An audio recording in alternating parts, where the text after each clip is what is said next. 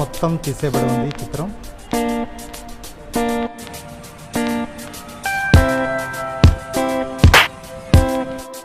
Hello friends, welcome to my YouTube channel. So friends, ఈరోజు ఎక్కడున్నామంటే మనం తాడిపత్రిలోని చింతల వెంకటరమణ స్వామి దేవాలయంలో ఉన్నాము. సో దీనికి చాలా చాలా పెద్ద చరిత్ర ఉంది.